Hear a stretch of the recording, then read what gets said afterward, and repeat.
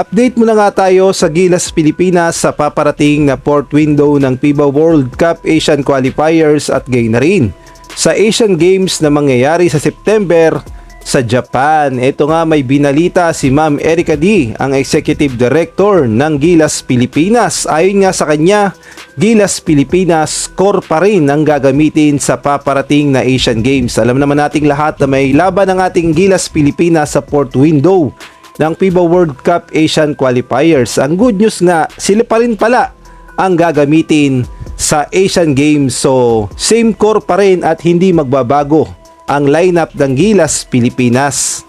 Ayon na rin nga yan sa naging report ng Philstar Sports Hub. Ang sabi nga dito, with the Asian Games about to start right after the upcoming fourth window of the FIBA World Cup Asian Qualifiers, the core of the FIBA squad is expected to see action in the Asian, where the Philippines is the defending champion. Samahang Basketball ng Pilipinas, SBP Executive Director Erica D said. So malinaw na nga na yung core ng Gilas Pilipinas ang gagamitin pa rin sa Asian Games na gaganapin sa Japan.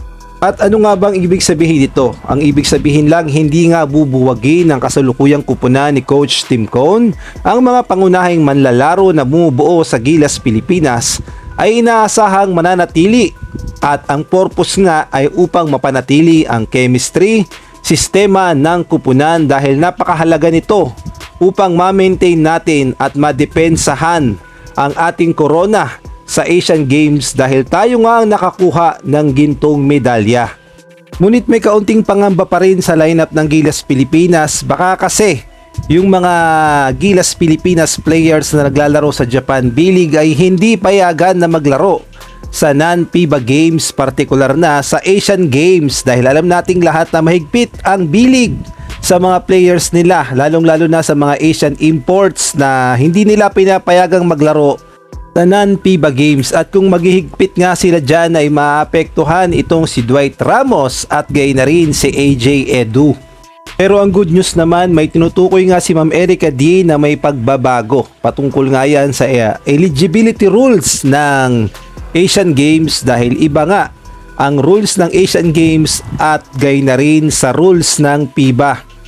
Kung yung mga players nga natin na non-eligible sa FIBA kagaya na lamang nila Remy Martin, kay Manny Ladi at iba pang mga Gilas players, halimbawa itong sila Boogie Ellis, ang good news nga pagdating sa Asian Games, itong mga to ay consider as local player at ayon nga kay Ma'am Erica D, posible ngang isama sila sa lineup ng Gilas Pilipinas sa Asian Games upang lumakas ang ating lineup at makapaglaro sila.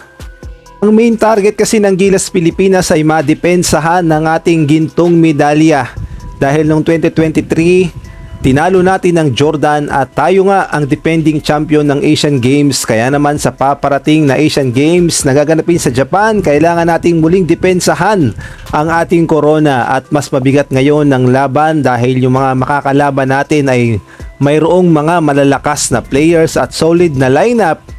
Sa tingin ko ang pinakamahirap na makakalaban ng Gilas Pilipinas itong host na Japan dahil sa kanila ang Asian Games, sa kanila ang baluarte.